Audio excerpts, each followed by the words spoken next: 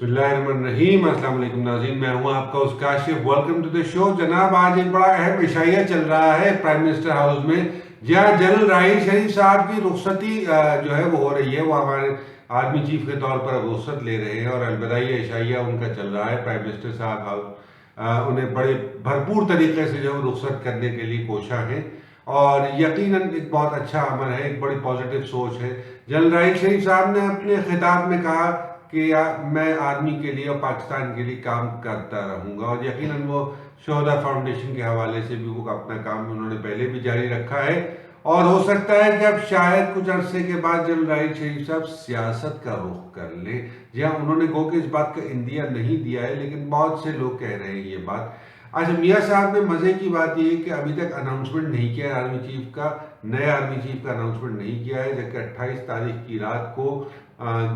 12 بجے، یعنی کہ 29 تاریخ کی صبح یوں سمجھ لیں آپ کہ میاں راحیل شریف صاحب جو ہے وہ آفیشلی ریٹائر ہو جائیں گے، اور میاں صاحب نے اب تک اناؤنسمنٹ نہیں کیا ہے، وچ از اگین ویری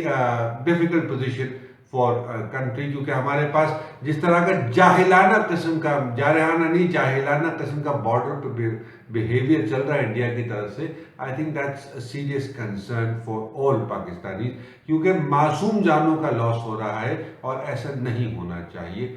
آج آرمی چیف بڑے ریلیکس نظر آئے مجھے، میں ان کے پورے ٹینیور کے اندر ان کی باڈی لینگویج آبزرو کرتا رہا ہوں۔ آج جنرل راحیل شریف جتنے ریلیکسڈ اور جتنے کام اور جتنے ایٹ ایز نظر آئے، اتنے شاید پہلے کبھی نظر نہیں آئے۔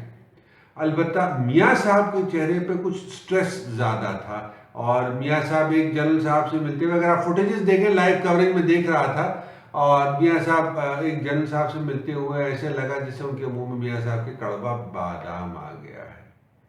جی ہاں، کچھ ایسپائرنٹس نے مجھے فون کیا اور بڑا جو ہے نا بڑا دکھ کا اظہار کیا تھا، دکھ شیئر کیا، کہنے لگے یار کہ ہم تو ایکسپیکٹ کر رہے تھے کہ جنرل راحیل شریف صاحب جو ہے وہ کو کر لیں گے یا ٹیک اوور کر لیں گے، یا for that matter technocratic government بنا دیں گے، اور ان لوگوں کو سزائیں ہوں گی، اور آپریشن جو ہے وہ اس طریقے سے چلے گا کہ اکراس دا بورڈ اکاؤنٹیبلٹی ہوگی، اور ریئل اکاؤنٹیبلٹی ہوگی، صرف ٹچے چور جیب کتروں کی اکاؤنٹیبلٹی نہیں ہوگی، بلکہ ان لوگوں کی بھی اکاؤنٹیبلٹی ہوگی جنہوں نے ملک کے خزانے لوٹ کر اپنے لیے جمع کیے ہوئے ہیں۔ کچھ لوگوں کا یہ خیال ہے کہ ممکنہ طور پہ ہو سکتا ہے کہ یہ الوداعی عشائیہ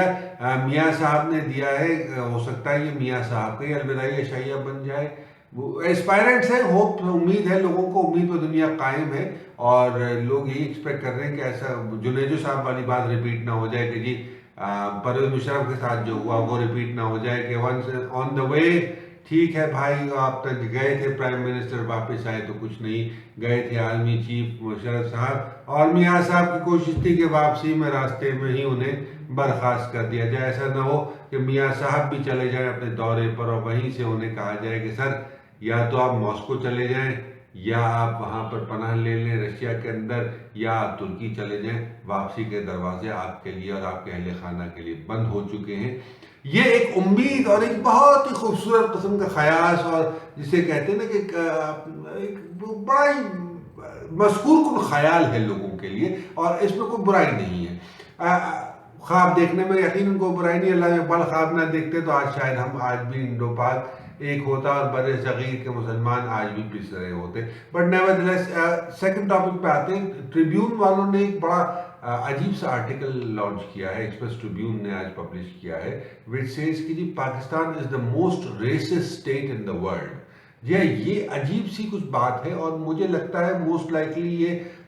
ڈان کے بعد جو ہے وہ شاید سیریل المیڈا والا معاملہ، اور کچھ یہ ہو سکتا ہے شاید طالبان کو پریز کرنے کے لیے یا طالبان کو کرش کرنے کے لیے، اس کے پس پردہ کیا تماشا ہے یہ بات سمجھ میں نہیں آتی، لیکن بہرحال جو کچھ بھی ہے، I think if you live in a state, you should obey the law and you should not be